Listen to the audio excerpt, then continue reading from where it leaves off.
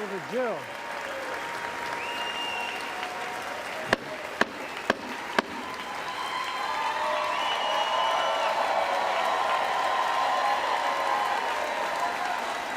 Good evening.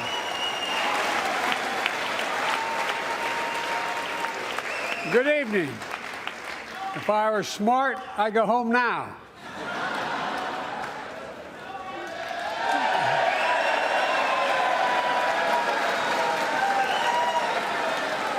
Mr. Speaker, Madam Vice President, members of Congress, my fellow Americans, in January 1941, Franklin Roosevelt came to this chamber to speak to the nation, and he said, "I address you at a moment unprecedented in the history of the Union. Hitler was on the march. War was raging in Europe. President Roosevelt's purpose was to wake up Congress and alert the American people that this was no ordinary time. Freedom and democracy were under assault in the world. Tonight, I come to this same chamber to address the nation. Now, it's we who face an unprecedented moment in the history of the Union. And yes, my purpose tonight is to wake up the Congress and alert the American people that this is no ordinary moment either. Not since President Lincoln and the Civil War have freedom and democracy been under assault at home as they are today. What makes our moment rare is that freedom and democracy are under attack both at home and overseas at the very same time. Overseas, Putin of Russia is on the march, invading Ukraine and sowing chaos throughout Europe and beyond. If anybody in this room thinks Putin will stop at Ukraine, I assure you he will not.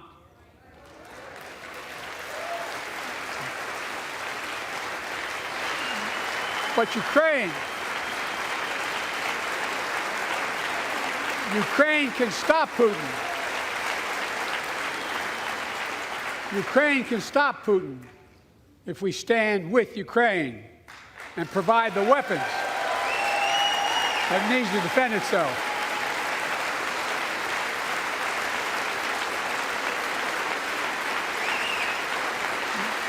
That is all. That is all Ukraine is asking. They're not asking for American soldiers. In fact, there are no American soldiers at war in Ukraine, and I'm determined to keep it that way. But now, assistance to Ukraine is being blocked by those who want to walk away from our world leadership. It wasn't long ago when a Republican president named Ronald Reagan thundered, "Mr. Gorbachev, tear down this wall." Now,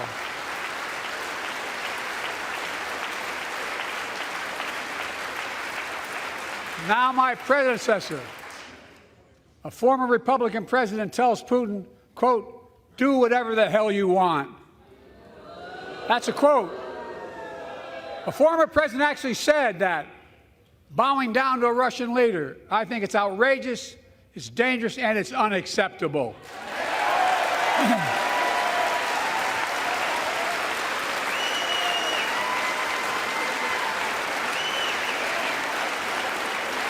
America is a founding member of NATO, the military alliance of democratic nations created after World War II to prevent war and keep the peace. And today, we've made NATO stronger than ever. We welcomed Finland to the alliance last year. And just this morning, Sweden officially joined, and their minister is here tonight. We're going to stand up. Welcome. Welcome, welcome, welcome.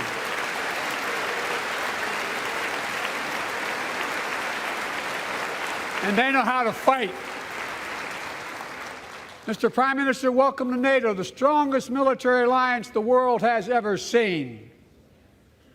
I say this to Congress, we have to stand up to Putin. Send me a bipartisan national security bill. History is literally watching. History is watching. If the United States walks away, it will put Ukraine at risk. Europe is at risk. The free world will be at risk, emboldening others to do what they wish to do us harm. My message to President Putin, who I've known for a long time, is simple. We will not walk away.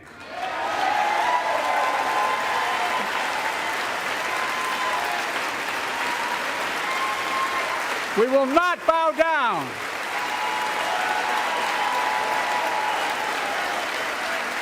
I will not bow down. In a literal sense, history is watching.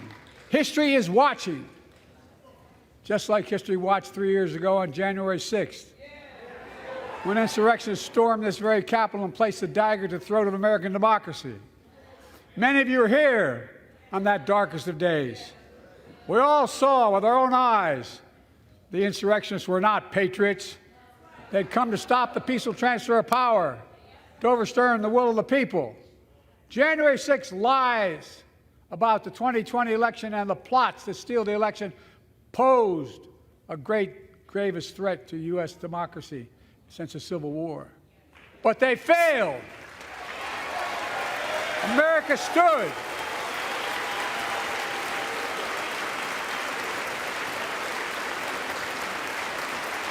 America stood strong, and democracy prevailed.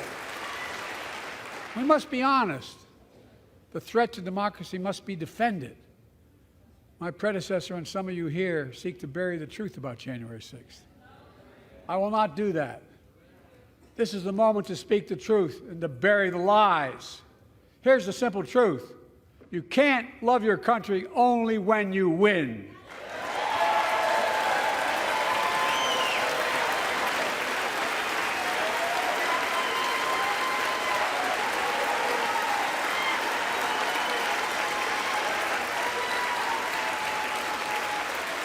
As I've done ever since being elected to office, I ask all of you, without regard to party, to join together and defend democracy. Remember your oath of office of defending against all threats, foreign and domestic. Respect free and fair elections, restore trust in our institutions, and make clear political violence has absolutely no place in America, zero place. Again, it's not hyperbole to suggest history is watching. We're watching. Your children and grandchildren will read about this day and what we do. History is watching another assault on freedom. Joining us tonight is Latoya Beasley, a social worker from Birmingham, Alabama. 14 months ago, she and her husband welcomed a baby girl thanks to the miracle of IVF. She scheduled treatments to have that second child, but the Alabama Supreme Court shut down IVF treatments across the state, unleashed by a Supreme Court decision overturning Roe v. Wade. She was told her dream would have to wait. What her family had got through should never have happened. Unless Congress acts, it could happen again. So tonight, let's stand up for families like hers. To my friends across the aisle, don't keep this waiting any longer. Guarantee the right to AVF. Guarantee it nationwide.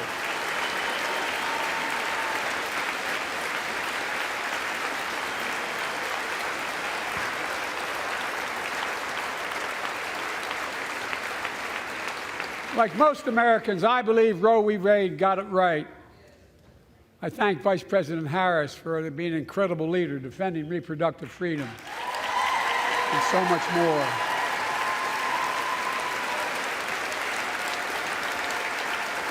Thank you.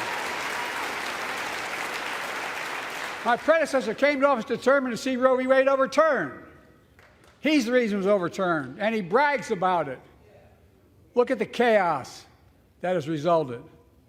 Joining us tonight is Kate Cox, the wife and mother from Dallas. She's become pregnant again and had a fetus of a fatal condition. Her doctor told Kate that her own life and her ability to have children in the future were at risk if she didn't act.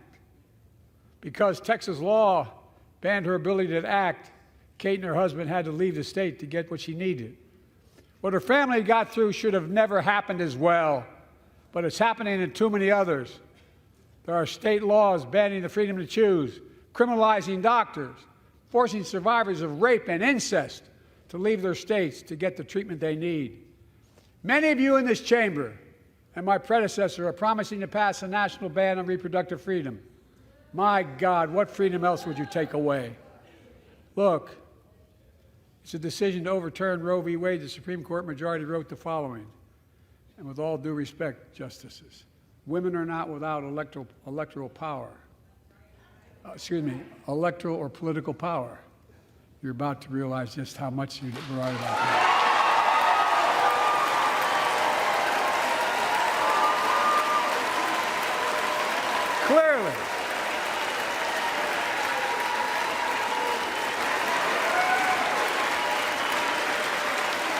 Clearly, those bragging about overturning Roe v. Wade have no clue about the power of women. But they found out when reproductive freedom was on the ballot. We won in 2022 and 2020, and we'll win again in 2024.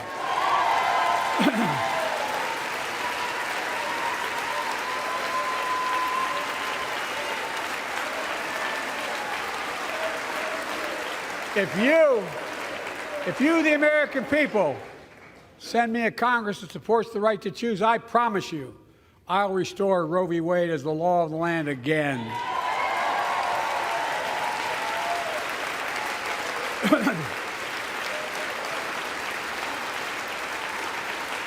Folks, America cannot go back.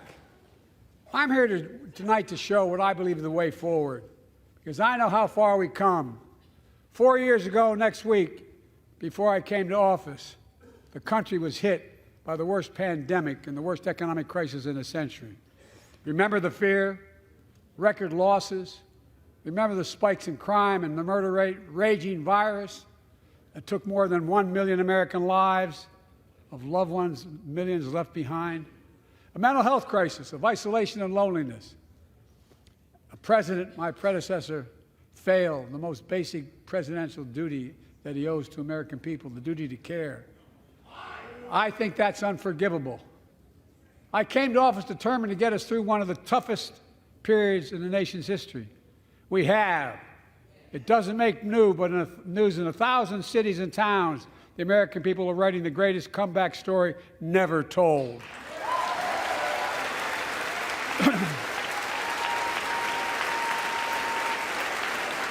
So let's tell the story here. Tell it here and now. America's comeback is building the future of American possibilities, building an economy from the middle out and the bottom up, not the top down, investing in all America, in all Americans, to make sure everyone has a fair shot, and we leave no one behind. The pandemic no longer controls our lives. The vaccines that saved us from COVID are now being used to beat cancer, turning setback into comeback. That's what America does. That's what America does.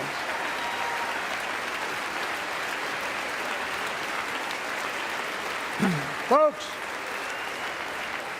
our inherited economy is on the brink. Now our economy is literally the envy of the world. 15 million new jobs in just 3 years, a record, a record. Unemployment at 50-year lows. A record 16 million Americans are starting small businesses, and each one is a literal act of hope. With historic job growth and small business growth for Black and Hispanics and Asian Americans, 800,000 new manufacturing jobs in America and counting. Where is it written we can't be the manufacturing capital of the world? We are, we will. More people have health insurance today. More people have health insurance today than ever before. The racial wealth gap is as small as it's been in 20 years. Wages keep going up. Inflation keeps coming down. Inflation has dropped from 9% to 3%, the lowest in the world, and tending lower.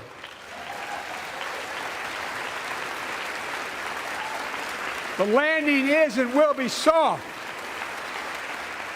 And now, instead of importing foreign products and exporting American jobs, We're exporting American products and creating American jobs right here in America, where they belong.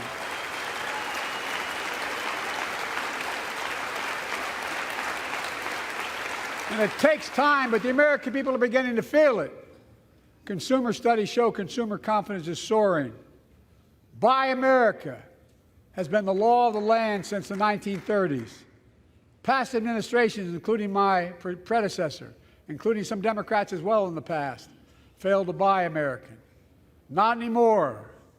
On my watch, federal projects that you fund, like helping build American roads, bridges, and highways, will be made with American products and built by American workers.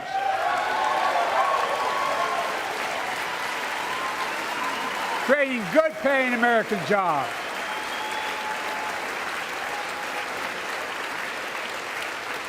And thanks to our CHIPS and Science Act, the United States is investing more in research and development than ever before. During the pandemic, a shortage of semiconductors, chips, that drove up the price of everything from cell phones to automobiles. And by the way, we invented those chips right here in America. Well, instead of having to import them, private companies are now investing billions of dollars to build new chip factories here in America, creating tens of thousands of jobs. Many of those jobs paying $100,000 a year and don't require a college degree.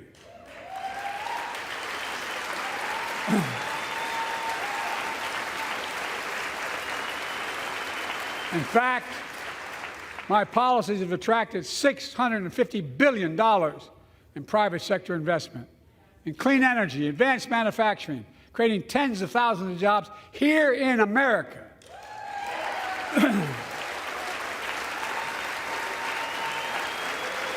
And thanks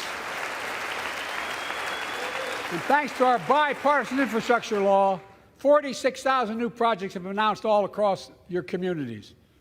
And by the way, I noticed some of you strongly voted against it, or they're cheering on that money coming in. I like it. I'm with you. I'm with you. And if any of you don't want that money in your district, just let me know. Modernizing our roads and bridges, ports and airports, public transit systems. Removing poisonous lead pipes so every child can drink clean water without risk of brain damage.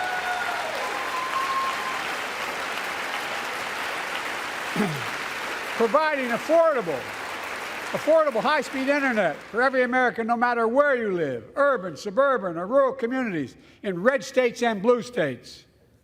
Record investments in tribal communities. Because of my investment in the family farms,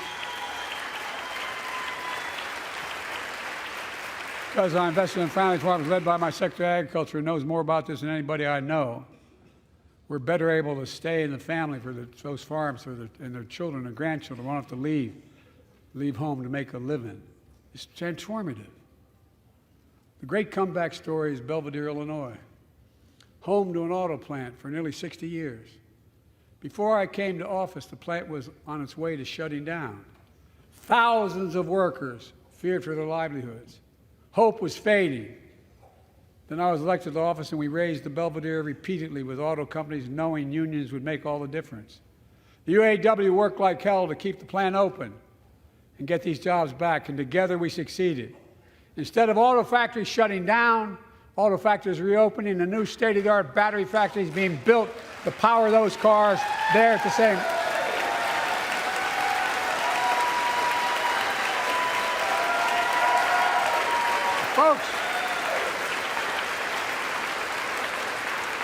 The folks of Belvidere, I say, instead of your town being left behind, your community is moving forward again.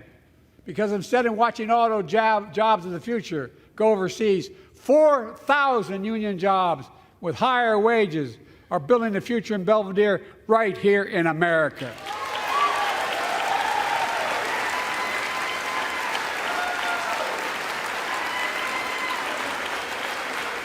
Here tonight is UAW President Shawn Fain, a great friend and a great labor leader. Shawn, where are you? Stand up.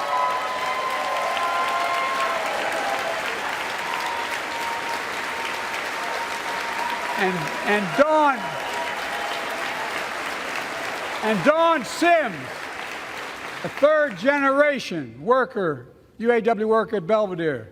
Sean, I was proud to be the first president to stand on the picket line, and today, Dawn has a good job in her hometown, providing stability for her family and pride and dignity as well. Showing once again, Wall Street didn't build America. They're not bad guys. They didn't build it, though. The middle class built the country, and unions built the middle class.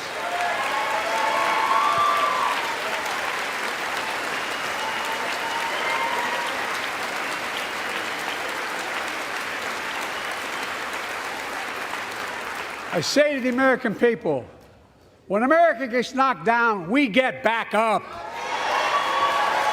We keep going. That's America.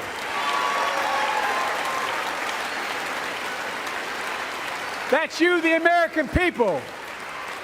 It's because of you America's coming back. It's because of you our future is brighter. It's because of you that tonight we can proudly say the state of our union is strong and getting stronger.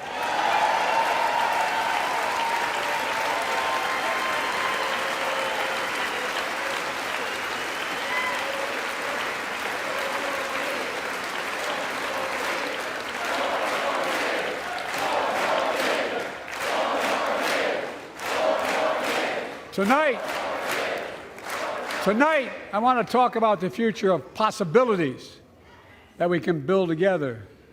A future where the days of trickle-down economics are over, and the wealthy and the biggest corporations no longer get all the tax breaks. And by the way, I understand corporations. I come from a state that has more corporations invested than every one of your states in the United States combined. And I represented it for 36 years. I'm not anti-corporation, but I grew up in a home where trickle-down economics didn't put much on my dad's kitchen table. That's why I determined to turn things around so middle class does well. When they do well, the poor go way up and the wealthy still do very well. We all do well. And there's more to do to make sure you're feeling the benefits of all we're doing. Americans pay more for prescription drugs than anywhere in the world. It's wrong, and I'm ending it.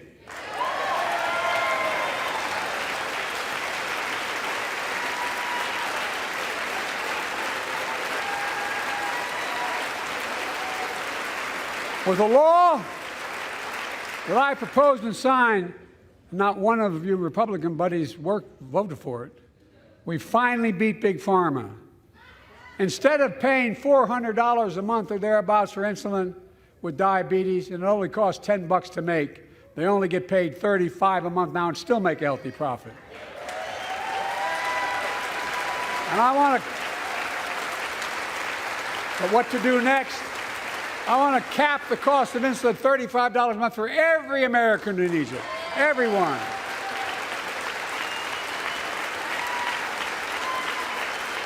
For years, people have talked about it, but finally we got it done and gave Medicare the power to negotiate lower prices on prescription drugs, just like the VA is able to do for veterans.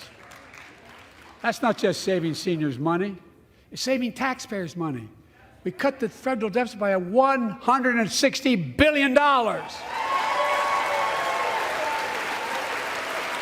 Because Medicare will no longer have to pay those exorbitant prices to Big Pharma.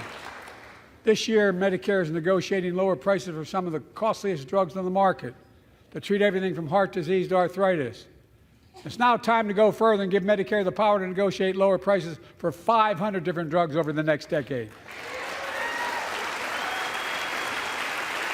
They're making a lot of money, guys. And they'll still be extremely profitable. Will not only save lives, it will save taxpayers another $200 billion. Starting next year, the same law caps total prescription drug costs for seniors on Medicare at $2,000 a year, even for expensive cancer drugs that cost $10,000, $12,000, $15,000. Now I want to cap prescription drug costs at $2,000 a year for everyone. Folks, I'm going to get in trouble for saying that, but if you want to get an Air Force One and fly to Toronto, Berlin, Moscow, even Moscow, probably. And bring your prescription with you, and I promise you I'll get it for you for 40% the cost you're paying now. Same company, same drug, same place. Folks, the Affordable Care Act, the old Obamacare, is still a very big deal.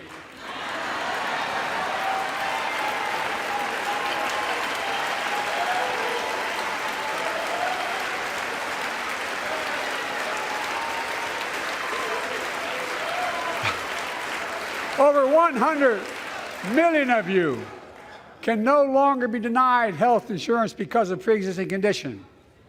But my predecessor, and many in this chamber, want to take this prescription drug away by repealing the Affordable Care Act. I'm not going to let that happen. We stopped you 50 times before, and we'll stop you again. In fact, I'm not only protecting it, I'm expanding it. We enacted tax credits of $800 per person per year, reduce health care costs for millions of working families. That tax credit expires next year. I want to make that savings permanent.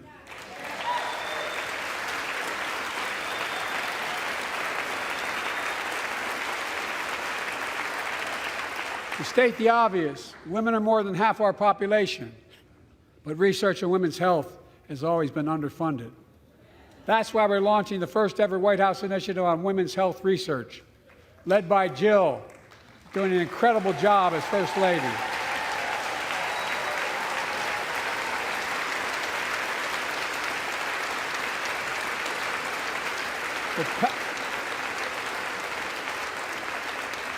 So pass my plan for $12 billion to transfer women's health research and benefit millions of lives all across America. I know the cost of housing is so important to you. If inflation keeps coming down, mortgage rates will come down as well, and the Fed acknowledges that. But I'm not waiting. I want to provide an annual tax credit that will give Americans $400 a month for the next 2 years as mortgage rates come down, to put toward their mortgages when they buy their first home or trade up for a little more space. Just for 2 years.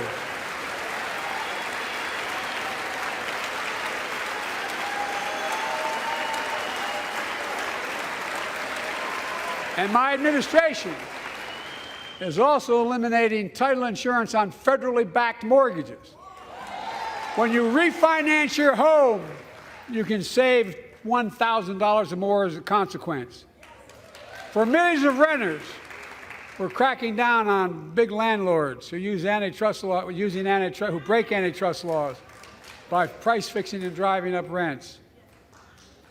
We've cut red tape so builders can get federally financing, which is already helping build a record 1.7 million new housing units nationwide. Now pass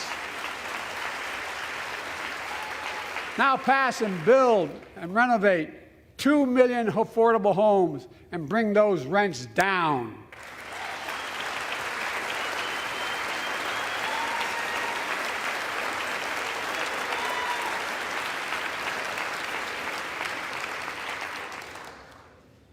To remain the strongest economy in the world, we need to have the best education system in the world. And I suspect all of you, want to give every child, a good start by providing access to preschool for 3 and 4 years old.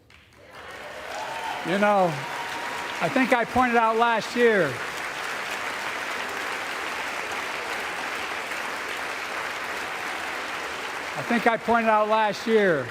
that children coming from broken homes where there's no books, they're not read to, not spoken to very often, start school, kindergarten, or first grade, having heard 1 million fewer words spoken.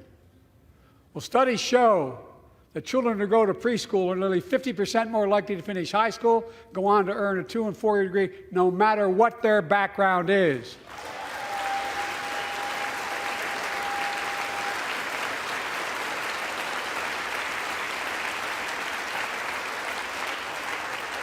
I met a year and a half ago with the leaders of the Business Roundtable.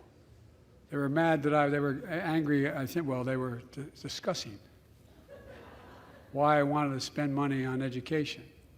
I pointed out to them as vice president, I met with over 182 of those folks. Don't hold me to the exact number.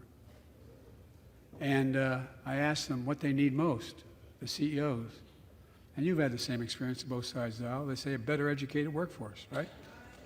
So I looked at them, and I say, I come from Delaware. DuPont used to be the 8th largest corporation in the world. And every new enterprise they bought, they educated the workforce to that enterprise. But none of you do that anymore.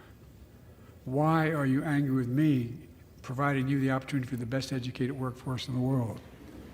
And they all looked at me and said, I think you're right. I want to expand high-quality tutoring and summer learning to see that every child learns to read by 3rd grade.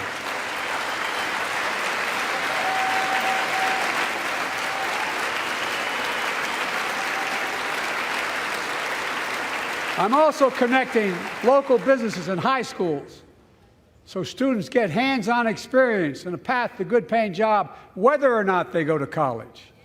And I want to make sure the college is more affordable.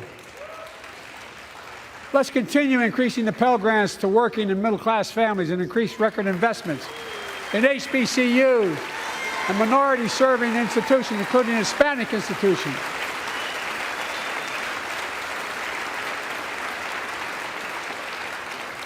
When I was told I couldn't universally just change the way in which we dealt with student loans, I fixed 2 student loan programs that already existed to reduce the burden of student debt for nearly 4 million Americans, including nurses, firefighters, and others in public service. Like Keenan Jones, a public educator from Minnesota, who's here with us tonight. Keenan, where are you? Keenan, thank you.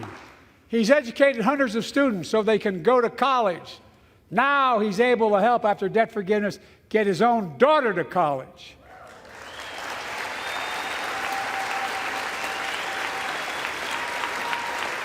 And folks, look, such relief is good for the economy because folks are now able to buy a home, start a business, start a family. While we're at it, I want to give public school teachers a raise.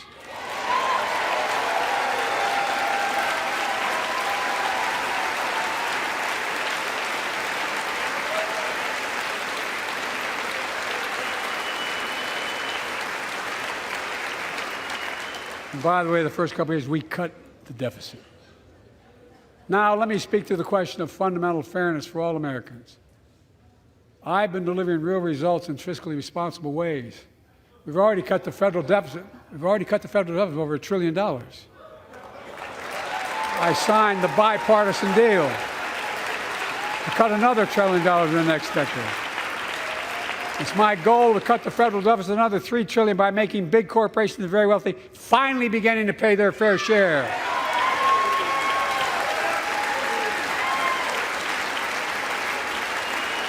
Look, I'm a capitalist. If you want to make or can make $1 million or millions of bucks, that's great. Just pay your fair share in taxes. A fair tax code is how we invest things to make this country great. Healthcare, education, defense, and so much more. But here's the deal. The last administration enacted a $2 trillion tax cut, overwhelmingly benefit the top 1%. The very wealthy and the biggest corporation, and exploded the federal deficit. They added more to the national debt than any presidential term in American history. Check the numbers. Folks at home, does anybody really think the tax code is fair? No. Do you really think the wealthy and big corporations need another $2 trillion tax break? No. I sure don't. I'm going to keep fighting like hell to make it fair. Under my plan, nobody earning less than $400,000 a year will pay an additional penny in federal taxes. Nobody, not one penny. And they haven't yet. In fact, the child tax credit I passed during the pandemic cut taxes for millions of working families and cut child poverty in half. Restore that child tax credit. No child should go hungry in this country. The way to make the tax code fair is to make big corporations and the very wealthy begin to pay their fair share. Remember in 2020, 55 of the biggest companies in America made $40 billion and paid zero in federal income tax. Zero. Not anymore. Thanks to the law I wrote and we signed, big companies have to pay a minimum of 15%. But that's still less than working people pay in federal taxes. It's time to raise corporate minimum tax to at least 21%.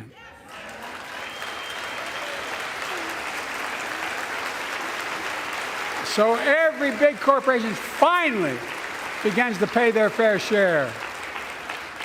I also want to end tax breaks for big pharma, big oil, private jets, massive executive pay when it's only supposed to be $1 million that could be deducted. They can pay them $20 million if they want, but deduct $1 million. End it now.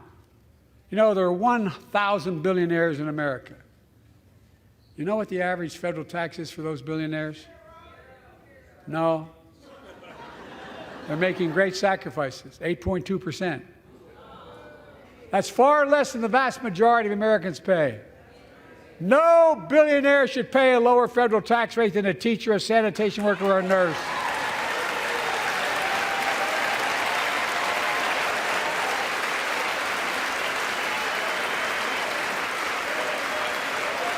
I propose a minimum tax for billionaires of 25%, just 25%. You know what that would raise? That would raise $500 billion over the next 10 years. And imagine what that could do for America. Imagine a future with affordable child care. Millions of families can get they need to go to work to help grow the economy. Imagine a future with paid leave, because no one should have to choose between working and taking care of their sick family member. Imagine a future of home care and elder care, and people living with disabilities so they can stay in their homes and family caregivers can finally get the pay they deserve. Tonight, let's all agree once again to stand up for seniors. Many of my friends on the other side of the aisle want to put Social Security on the chopping block. If anyone here tries to cut Social Security or Medicare or raise the retirement age, I will stop you.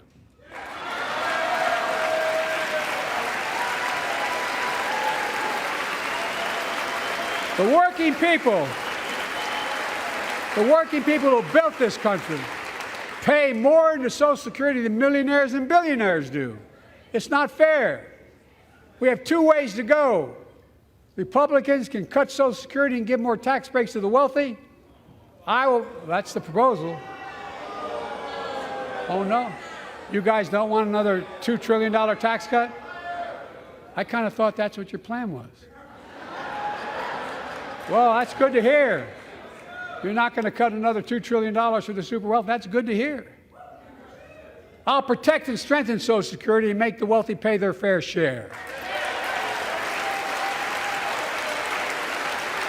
Look,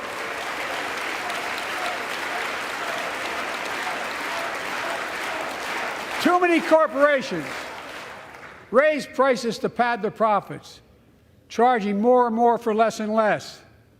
That's why we're cracking down on corporations that engage in price gouging and deceptive pricing, from food to health care to housing. In fact, the snack companies think you won't notice if they change the size of the bag and put a hell of a lot fewer, same size bag, put fewer chips in it. No, I'm not joking. It's called shrinkflation. Pass Bobby Casey's bill and stop this. I really mean it.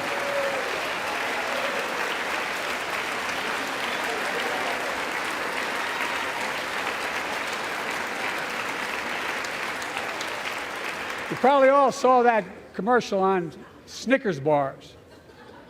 You get charged the same amount, and you got about, 10% fewer Snickers in it.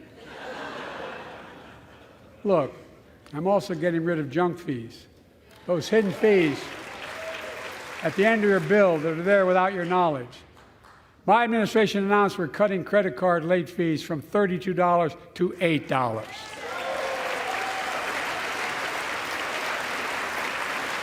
Banks and credit card companies are allowed to charge what it costs them to instigate the collection. And that's more a hell of a lot like $8 and 30-some dollars. They don't like it. Credit card companies don't like it. But I'm saving American families $20 billion a year with all the junk fees I'm eliminating. Folks at home, that's why the banks are so mad. It's $20 billion in profit. I'm not stopping there. My administration has proposed rules to make cable, travel, utilities, and online ticket sellers tell you the total price up front so there are no surprises. It matters. It matters. And so does this. In November, my team began serious negotiation with a bipartisan group of senators. The result was a bipartisan bill with the toughest set of border security reforms we've ever seen. Oh, you don't think so? Oh, you don't like that bill, huh? That conservatives got together and said it was a good bill? I'll be darned. That's amazing. That bipartisan bill would hire 1,500 more security agents and officers, 100 more immigration judges to help tackle the backload of 2 million cases, 4,300 more asylum officers, and new policies so they can resolve cases in 6 months instead of 6 years now.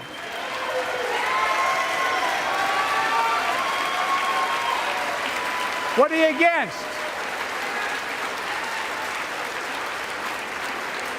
100 more high-tech drug detection machines to significantly increase the ability to screen and stop vehicles smuggling fentanyl into America. That's killing thousands of children. This bill would save lives and bring order to the border. It will also give me and any new president new emergency authority to temporarily shut down the border when the number of migrants at the border is overwhelming. The Border Patrol Union has endorsed this bill. The Federal Chamber of Commerce is, yeah. You're saying low. Look at the facts. I know you know how to read.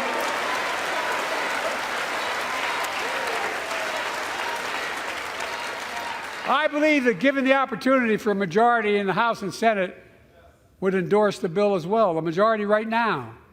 But unfortunately, politics has derailed this bill so far.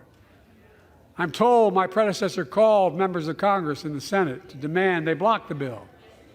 He feels a political win. He viewed it as a political win for me and a political loser for him. It's not about him. It's not about me. I'd be a winner. Not really.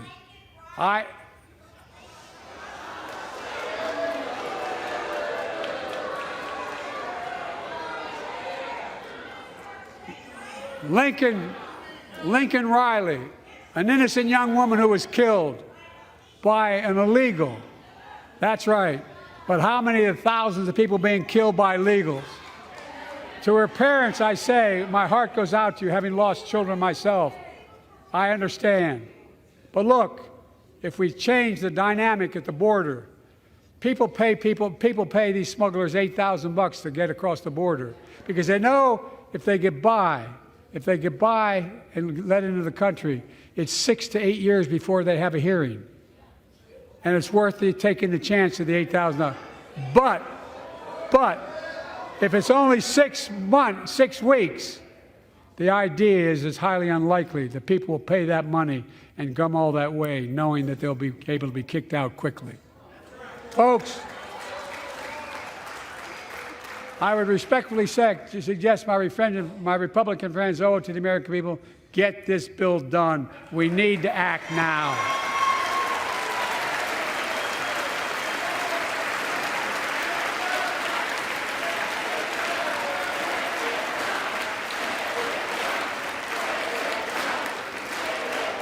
And if my predecessor is watching, instead of paying politics and pressuring members of Congress to block the bill, join me in telling the Congress to pass it. We can do it together. But that's what here's what he will not do. I will not demonize immigrants saying they are poison in the blood of our country. I will not separate families. I will not ban people because of their faith. Unlike my predecessor on my first day in office, I introduced a comprehensive bill to fix our immigration system. Take a look at it. It has all these and more. Secure the border. Provide a pathway to citizenship for dreamers, and so much more. But unlike my predecessor, I know who we are as Americans. We're the only nation in the world with a heart and soul that draws from old and new. Home to Native Americans, and ancestors have been here for thousands of years. Home to people of every place, from every place on earth. They came freely. Some came in chains. Some came when famine struck, like my ancestral family in Ireland. Some to flee persecution, to chase dreams that are impossible anywhere but here in America. That's America. And we all come from somewhere, but we're all Americans.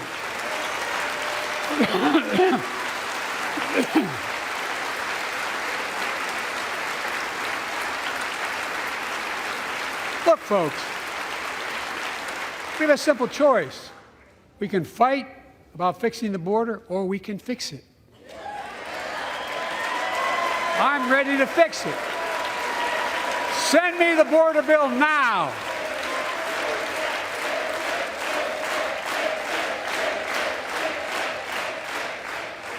A transformational moment in history happened 59 years ago today in Selma, Alabama. Hundreds of foot soldiers for justice marched across the Edmund Pettus Bridge, named after the Grand Dragon of the Ku Klux Klan, to claim their fundamental right to vote. They were beaten, they were bloody, and left for dead. Our late friend and former colleague, John Lewis, was on that march. We miss him.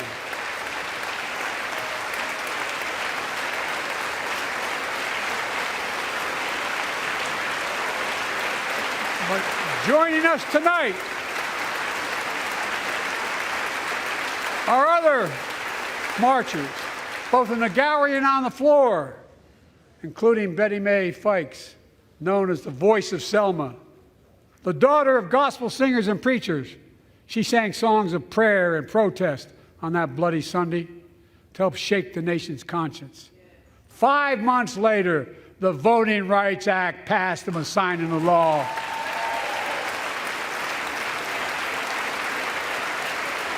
Thank you. Thank you, thank you, thank you.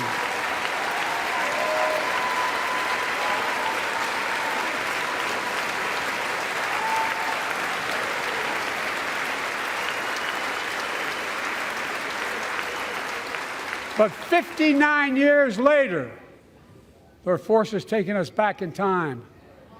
Voter suppression, election subversion, unlimited dark money, extreme gerrymandering. John Lewis was a great friend to many of us here. But if you truly want to honor him and all the heroes who marched with him, then it's time to do more than talk. Pass the Freedom to Vote Act, the John Lewis Voting Rights Act.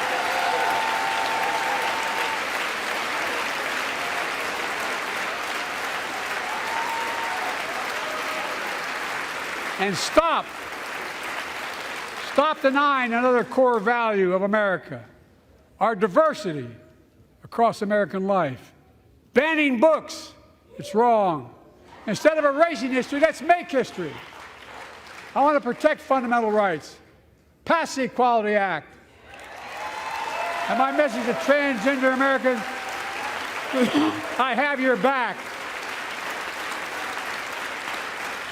Pass the PRO Act for workers' rights. Raise the federal minimum wage, because every worker has a right to a decent living more than $7 an hour. We're also making history by confronting the climate crisis, not denying it. I don't think any of you think there's no longer a climate crisis.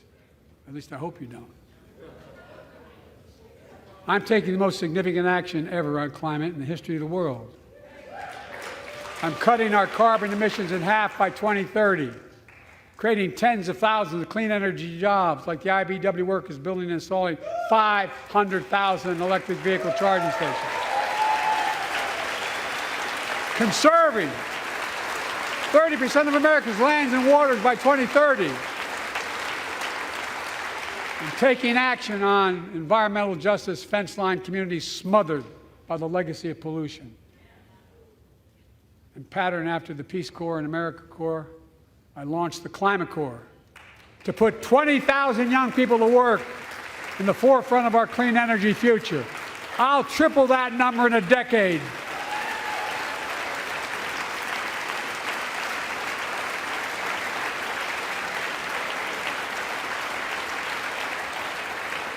To state the obvious, all Americans deserve the freedom to be safe, and America is safer today than when I took office. Year before I took office, murder rates went up 30%. 30% they went up. The biggest increase in history. It was then, through my American Rescue Plan, which every American voted against, I might add, we made the largest investment in public safety ever. Last year, the murder rate saw the sharpest decrease in history. Violent crime fell to one of its lowest levels in more than 50 years. But we have more to do. We have to help cities invest in more community police officers, more mental health workers, more community violence intervention. Give communities the tool to crack down on gun crime, retail crime, and carjacking. Keep building trust, as I've been doing by taking executive action on police reform and calling for it to be the law of the land. Directing my cabinet to review the federal classification of marijuana and expunging thousands of convictions for the mere possession, because no one should be jailed for simply using or have it on their record. Take on crimes of domestic violence. I'm ramping up the federal enforcement of the Violence Against Women Act that I proudly wrote when I was a senator, so we can finally end the scourge against women in America.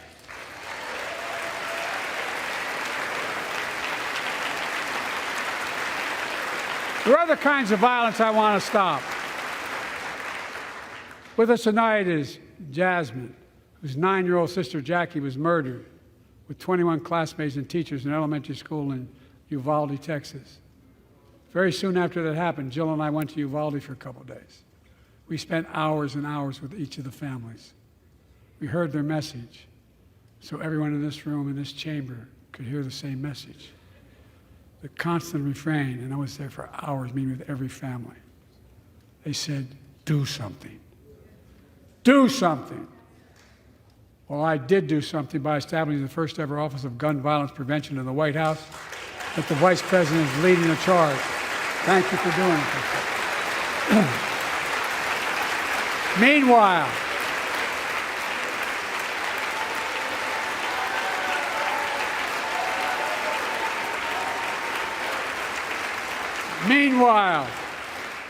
my predecessor told the NRA he's proud he did nothing on guns when he was president. Oh. After another shooting in Iowa recently, he said, when asked what to do about it, he said, just get over it. There's his quote, just get over it. I say, stop it. Stop it, stop it, stop it.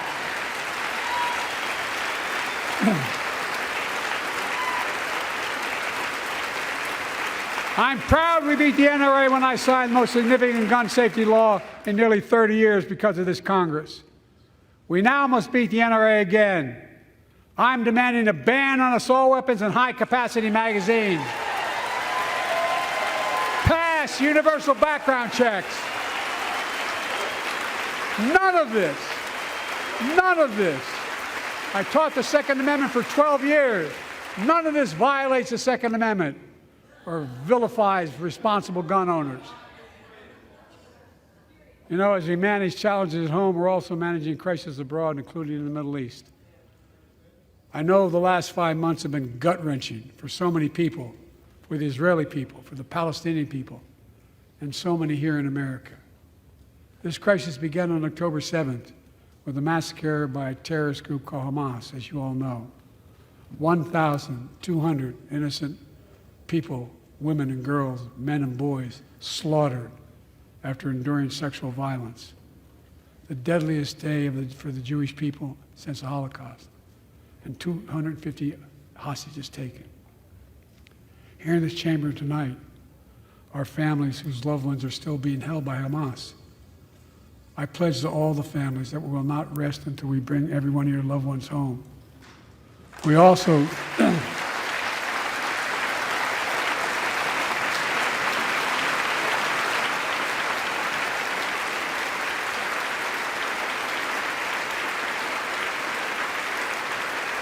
we will also work around the clock to bring home Evan and Paul, Americans being unjustly detained by the Russians and others around the world. Israel has the right to go after Hamas. Hamas ended this conflict by releasing hostages, laying down arms, could end it by releasing the hostages, laying down arms, and surrendering those responsible for October 7th. But Israel has Israel has an added burden because Hamas hides and operates among the civilian population like cowards, under hospitals, daycare centers, and all the like. Israel also has a fundamental responsibility, though, to protect innocent civilians in Gaza.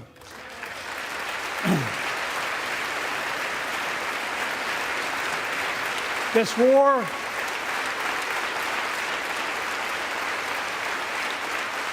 has taken a greater toll on innocent civilians than all previous wars in Gaza combined.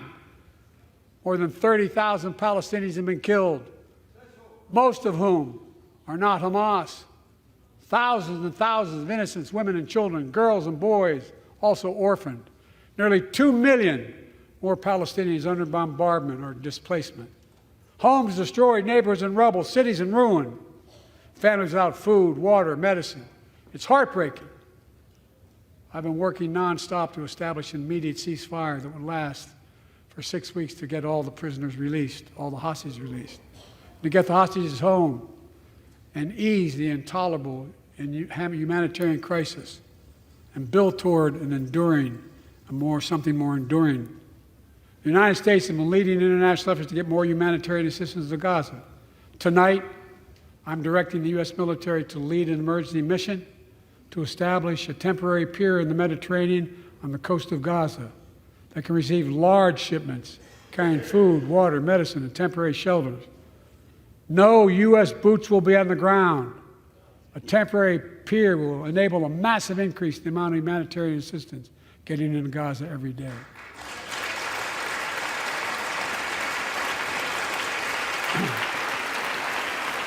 And Israel must do its part. Israel must allow more aid into Gaza to ensure humanitarian workers aren't caught in the crossfire. And they're announcing they're going to have a crossing in northern Gaza. To the leadership of Israel, I say this: humanitarian assistance cannot be a secondary consideration or a bargaining chip. Protecting and saving innocent lives has to be a priority.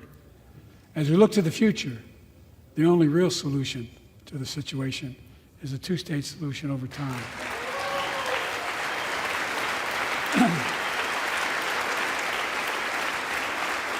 And I say this as a lifelong supporter of Israel. My entire career, no one has a stronger record with Israel than I do. I challenge any of you here. I'm the only American president of Israel in wartime. But there is no other path that guarantees Israel's security and democracy. There is no other path that guarantees Palestinians can live in peace with peace and dignity. And there's no other path that guarantees peace between Israel and all of its neighbors, including Saudi Arabia, with whom I'm talking. Creating stability in the Middle East also means containing the threat posed by Iran.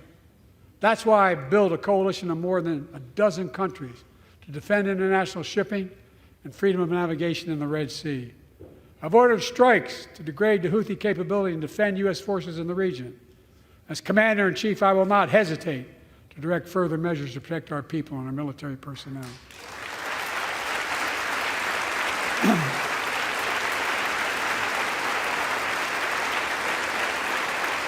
For years, I've heard many of my Republican and Democratic friends say that China is on the rise and America's falling behind. They've got it backwards. I've been saying it for over 4 years, even when I wasn't president. America's rising. We have the best economy in the world. And since I've come to office, our GDP is up, our trade deficit with China is down to the lowest point in over a decade. And we're standing up against China's unfair economic practices. We're standing up for peace and stability across the Taiwan Straits. I've revitalized our partnership and alliance in the Pacific. India, Australia, Japan, South Korea, Pacific Islands. I've made sure that the most advanced American technologies can't be used in China, not allowing to trade them there. Frankly, for all this tough talk on China, it never occurred to my predecessor to do any of that. I want competition with China, not conflict. And we're in a stronger position to win the conflict of the 21st century against China than anyone else, for that matter, than any time as well. Here at home, I've signed over 400 bipartisan bills. But there's more to pass my unity agenda. Strengthen penalties on fentanyl trafficking. You don't want to do that, huh? Pass bipartisan privacy legislation to protect our children online. Harness the promise of AI to protect us from peril.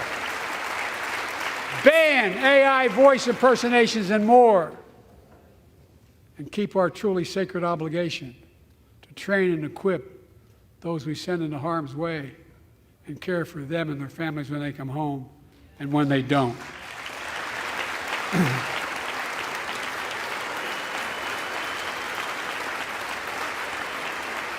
That's why the song Support and Help of Dennis and the VA, I signed the PACT Act. One of the most significant laws ever, helping millions of veterans exposed to toxins who now are battling more than 100 different cancers. Many of them don't come home, but we owe them and their families support. We owe it to ourselves to keep supporting our new health research agency called ARPA-H. And remind us that we can do big things, like end cancer as we know it, and we will.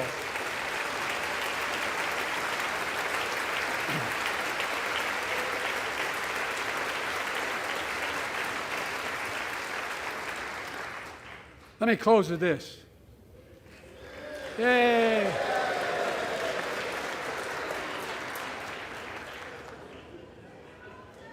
I know you don't want to hear any more, Lindsay, but I got to say a few more things. I know it may not look like it, but I've been around a while.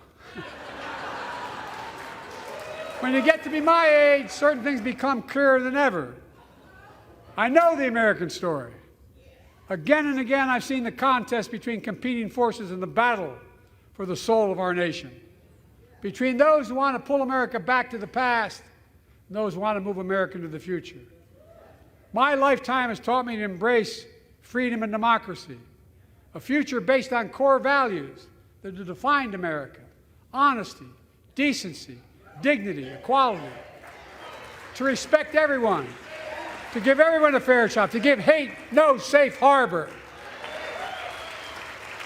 Now, other people my age see it differently. The American story of resentment, revenge, and retribution, that's not me. I was born amid World War II, when America stood for the freedom of the world. I grew up in Scranton, Pennsylvania, and Claymont, Delaware, among working-class people who built this country. I watched in horror as two of my heroes, like many of you did, Dr. King and Bobby Kennedy, were assassinated. And their legacies inspired me to pursue a career in service. I left the law firm and became a public defender because my city of Wilmington was the only city in America occupied by the National Guard after Dr. King was assassinated because of the riots. And I became a county councilman almost by accident. I got elected to the United States Senate when I had no intention of running at age 29. Then vice president of our first black president. Now president to the first women vice president.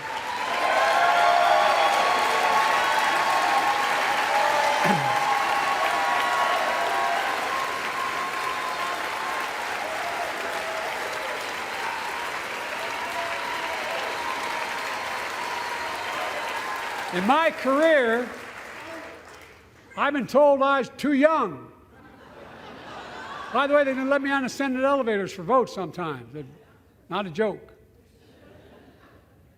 And I've been told I'm too old. Whether young or old, I've always known what endures. I've known our North Star. The very idea of America is that we're all created equal and deserves to be treated equally throughout our lives. We've never fully lived up to that idea, but we've never walked away from it either. And I won't walk away from it now. I'm optimistic. I really am. I'm optimistic, Nancy.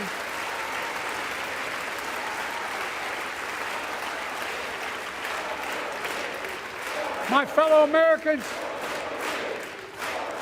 the issue facing our nation isn't how old we are, it's how old are our ideas.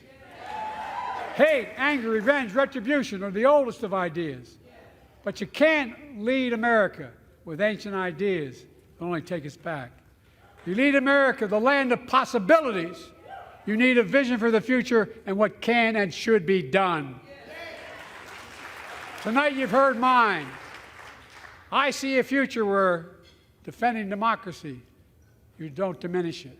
I see a future where we restore the right to choose and protect our freedoms, not take them away. I see a future where the middle class finally has a fair shot and the wealthy have to pay their fair share in taxes. I see a future where we save the planet from the climate crisis and our country from gun violence. Above all, I see a future for all Americans. I see a country for all Americans. And I will always be president for all Americans because I believe in America. I believe in you, the American people. You're the reason we've never been more optimistic about our future than I am now. So let's build the future together. Let's remember who we are. We are the United States of America. And there is nothing beyond our capacity when we act together. God bless you all, and may God protect our troops. Thank you, thank you, thank you.